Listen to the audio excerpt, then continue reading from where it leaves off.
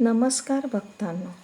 नवनाथ कथासारमधील अध्याय 5 वाचल्याने व ऐकल्याने भूत पिशाच्य बाधा होणार नाही, झाली असल्यास निघून जाईल. घरातील भांडणतंटा दूर होऊन संकटे दूर होतात. तर ऐका वेताळ अष्टभूतपती आणि त्यांच्या 8 कोटी भूतांचा पराभव. हिंगला देवी आणि अष्टभैरवांचा निरोप घेऊन मच्छिंद्र पुढे निघाला. कालिका देवीच्या दर्शनासाठी आता त्याला जायचे होते. वाटेत 12 मल्हार नावाचे एक खूप मोठे जंगल त्याला लागले. जंगलामध्ये काही छोटी छोटी गावेही होती. रात्र झाल्यामुळे अशाच एका गावामध्ये त्याने मुक्काम केला. मध्यरात्री त्याला अचानक जाग आली. त्याचे लक्ष पेटलेल्या मशालींकडे गेले. त्याने बारकाईने तिकडे पाहिले तर बऱ्याच मशाली इकडून तिकडे तिकडून इकडे करत असल्याचे त्याला दिसले. त्यावरून ही भूतेच असावीत असा तर्क त्याने बांधला. त्यांना वश करण्याची ही एक चांगली संधी आहे असे त्याला वाटले. भूतांचा सुद्धा आपल्या एखाद्या चांगल्या कार्यासाठी कदाचित उपयोग होऊ शकेल असा विचार त्याच्या मनात आला. ताबडतोब त्याने हिंगला देवीने नुकत्याच दिलेल्या स्पर्शास्त्राचा उपयोग केला. ते स्पर्शास्त्र खूपच प्रभावी होते. त्या स्पर्शास्त्रामुळे भूतांची पावले जमिनीत रुतून बसली. कर्णाच्या रथाचे चाक जसे जमिनीत अडकले होते अगदी त्याच प्रकारे भूतांची पावले जमिनीत घट्ट रुतली गेली. त्यामुळे त्यांना पायाने कोणतीही हालचाल करणे अशक्य झाले. त्या रात्री ही भूते आणि इतर ठिकाणची कोट्यवधी भूते अशी मिळून 8 कोटी भूते वेताळाने भरविलेल्या सभेसाठी जाणार होती. या भूतांचे 8 वेगवेगळे प्रकार होते. त्या प्रत्येकाचा एक एक नायक होता. त्यांना भूतपती असे म्हणत असत. ही भूते सोडून इतर सर्व भूते वेताळाच्या सभेला गेली. वेताळाने सर्वत्र नजर फिरवली असता त्याला काही भूते कमी दिसली. त्याला 12 मल्हार अरण्यातील भूते अद्याप आली नसल्याचे लक्षात आले. त्याने त्याचे कारण विचारले, पण कोणालाही ते माहीत नसल्याने सांगता आले नाही. म्हणून त्यांनी निवडक 5-7 भूतांना 12 मल्हार अरण्यातील भूतांना घेऊन येण्यास सांगितले. वेताळाने पाठविलेली ती 5-7 भूते वायुवेगाने काही मिनिटातच 12 मल्हार अरण्यात पोचली. तिथे पोचताच त्यांना न आलेली भूते दिसली. पण काय आश्चर्य! झाडे जशी आपली जागा सोडत नाही त्याप्रमाणे ती भूते जमिनीला चिकटलेली त्यांना दिसली. त्यांना कोणतीही हालचाल करता येत नव्हती. याचे या भूतांना खूप आश्चर्य वाटले आणि यांनी असे होण्यामागचे कारण त्या भूतांना विचारले. जमिनीला खिळून राहिलेली भूते म्हणाली, असे हे प्रथमच झाले आहे. आम्ही सभेला निघण्याच्या तयारीत असताना अचानक हे घडले. कदाचित या अरण्यात एखादा खूप मोठा सिद्धयोगी आला असावा असे वाटते. त्याशिवाय दुसरे कोणी हे काम करू शकणार नाही. त्यांच्या सांगण्यानुसार वेताळाने पाठविलेल्या भूतांनी पर्वत व अरण्य या भागात त्या योग्याचा शोध घेतला, पण त्यांना तसा योगी कोठे आढळला नाही. म्हणून गुप्त रूपाने ती भूते अरण्यात असणाऱ्या छोट्या छोट्या गावात जाऊन आणखी शोध घेऊ लागली. तेव्हा एका गावात त्यांना मच्छिंद्र सिद्धासन अवस्थेत बसलेला दिसला. रात्रीच्या काळ्याकुट्ट अंधारात देखील त्याच्या भोवती प्रकाश पसरल्याने भूतांचे डोळे दिपून गेले. त्याच्या चेहऱ्यावर प्रचंड तेज होते. त्यामुळे त्या तेजस्वी योग्याकडे पाहताना त्यांना भीतीच वाटली. ती सर्व भूते खूप घाबरली होती. तरी त्यांपैकी एकाने धाडस करून भीतच मच्छिंद्रापुढे गेले. त्याने मच्छिंद्राला नमस्कार केला आणि या भूतांना आपण कोणत्या कारणासाठी अडकवले आहे? कृपा करून आज होणाऱ्या वेताळाच्या सभेला जायचे असल्याने आपण त्यांना सोडून द्यावे अशी नम्र विनंती त्यांनी केली. परंतु मच्छिंद्राने त्यालाच उलट फटकारले. मी या भूतांना सोडणार नाही. तुमच्या वेताळाला मी घाबरत नाही. त्याला जाऊन असं सांगा. तेव्हा ती भूते त्याला पुन्हा एकदा नम्रपणाने म्हणाली, वेताळाने ब्रह्मांडाचा खेळ मांडला तर दानवच काय, देवसुद्धा पळून जातात. तुम्ही विनाकारण आगीशी खेळू नका. त्यातून तुमचे कल्याण होणार नाही. ते ऐकून मच्छिंद्र परत त्यांना म्हणाला, नुसत्या फुकाच्या वल्गना करू नका. किती बलवान आहे तुमचा वेताळ हे मला तो येथे युद्ध करायला आल्यानंतर कळेलच. जा आता तुम्ही. मच्छिंद्राने असे निर्वाणीचे सांगताच ती सर्व भूते थेट वेताळाकडे लगेच परत गेली. झालेला सर्व वृत्तांत त्यांनी वेताळाला सांगितला. त्या भूतांप्रमाणेच वेताळाची अवस्था निर्माण करण्याचा मच्छिंद्राने दिलेला इशाराही त्यांनी वेताळाला सांगितला. ते ऐकून वेताळ खूप चिडला.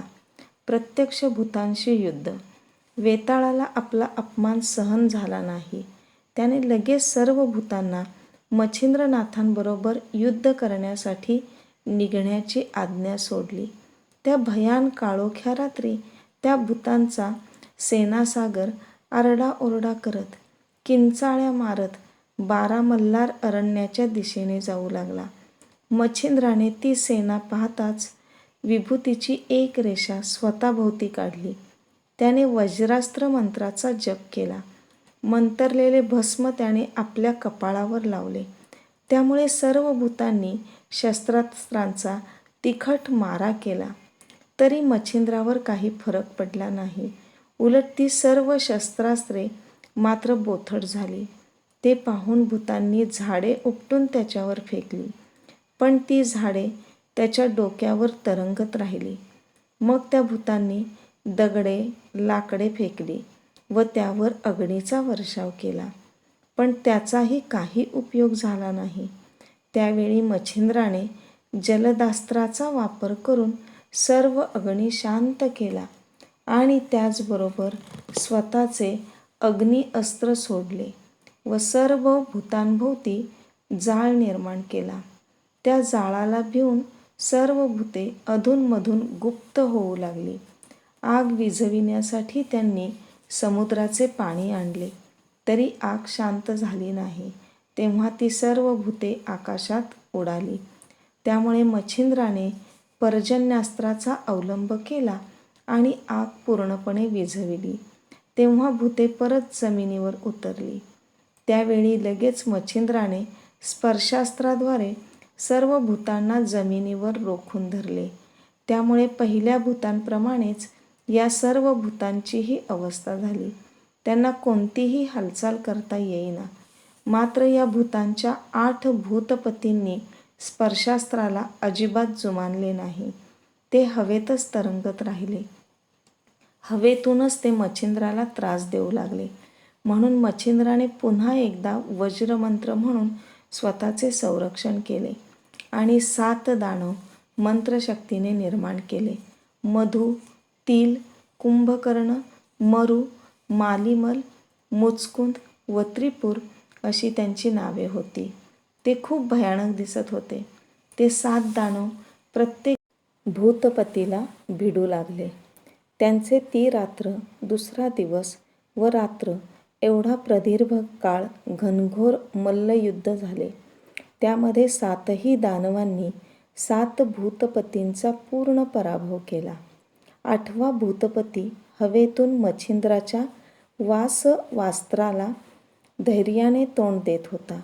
पण वासवास्त्र त्याच्या छातीवरच आल्याने तो चक्कर येऊन पडला. त्यावेळी मच्छिंद्राने वासवास्त्र मागे घेतले व वाताकर्षण अस्त्राचा प्रयोग केला. त्यामुळे 8ही भूतपती त्याच्याकडे खेचले गेले. तडफडत ते मच्छिंद्रासमोर येऊन पडले. वातास्त्राच्या प्रभावामुळे त्यांची हालचाल थांबली. 8ही भूतपती एकमेकांच्यात कुजबुज करू लागले.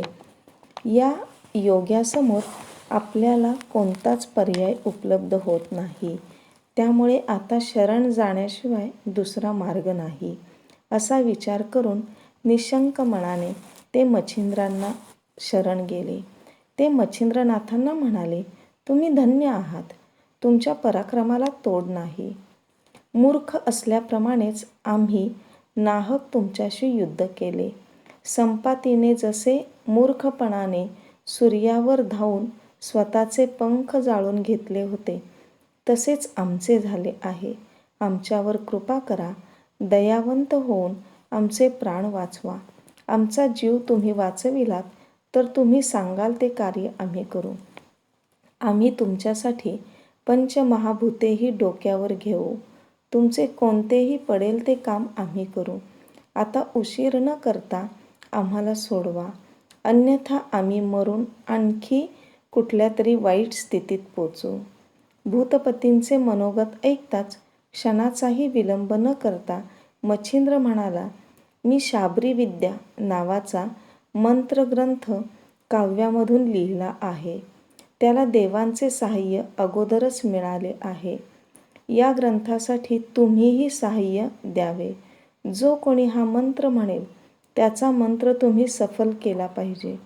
भूतपतींनी याला तात्काळ होकार दिला. ते म्हणाले, आम्ही तुम्हाला प्रत्येक मंत्राचे साधन प्रयोग सांगतो.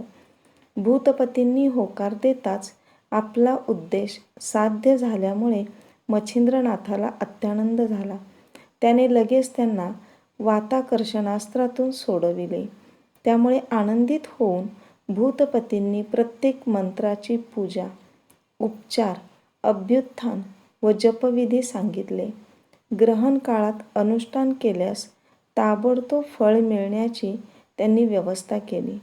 मंत्राच्या अनुष्ठानाच्या प्रसंगी कोणते भूतबळी द्यावेत हेही त्यांनी सांगितले. त्यानंतर सर्व 8 कोटी भूते प्रकट झाली. सर्वांनी मच्छिंद्रनाथांना वंदन केले. त्या सर्वांना मच्छिंद्रनाथाने सोडून दिले. ती सर्व भूते, अष्टभूतपती आणि वेताळ यांनी मच्छिंद्रनाथांना स्वामी स्वामी संबोधून त्यांचा खूप मोठ्याने जय जयकार केला. त्यावेळी अष्टभूतपतींनी मच्छिंद्रनाथाने दिलेल्या मंत्राचे पठण करणाऱ्या प्रत्येक व्यक्तीस सहाय्य करण्याची आज्ञा सर्व भूतांना दिली. अष्टभूतपतींनी मच्छिंद्राला आमच्याकडून आणखी कोणती सेवा हवी असेल तर आज्ञा करावी असे सांगितले. तेव्हा मच्छिंद्र म्हणाला, मला तुमच्याकडून अजून एक वर हवा आहे. तुमच्याशी माझे हे युद्ध झाले असल्याची कथा, त्याचा अध्याय जो वाचेल, आपल्याजवळ संग्रहात ठेवेल अशा व्यक्तीला तुम्ही आपला मानावे. त्यावर संकट येऊ देऊ नये. जरी संकट आले तरी दूर करावे. तुम्ही स्वतः तर त्याला अजिबात त्रास देऊ नये. त्याच्या घरात शिरू नये. तो वा त्याच्या घरचे कोणीही वाटेने जात असताना त्यांना स्पर्श करू नये. त्यांच्या वाटेत विघ्न आणू नये. अन्य संकटांपासून त्याचे व त्याच्या सर्व परिवार सदस्यांचे संरक्षण करावे. तुम्ही या गोष्टी मान्य केल्याची शपथ मला हवी आहे. तुम्ही मला शरण आला आहात ना, मग ही शपथ घ्याच तर. त्याचे हे म्हणणे सुद्धा सर्व भूतांनी व अष्टभूतपतींनी स्वीकारले. त्याला वर देतानाच ही शपथही घेतली. पुन्हा पुन्हा सर्वांनी मच्छिंद्राला वंदन केले. त्यानंतर ती सर्व भूते आपापल्या गावी परत गेली. अशा रीतीने मच्छिंद्रनाथाने भूते, भूतपती आणि वेताळ यांना वश केले. त्यानंतर त्याने 12 मल्हाराचे दर्शन घेतले. तेथे यथाविधी कार्य केले. नंतरच त्याने पुढच्या तीर्थयात्रेच्या स्थळी जाण्यासाठी प्रवास सुरू केला. जय अलख निरंजन.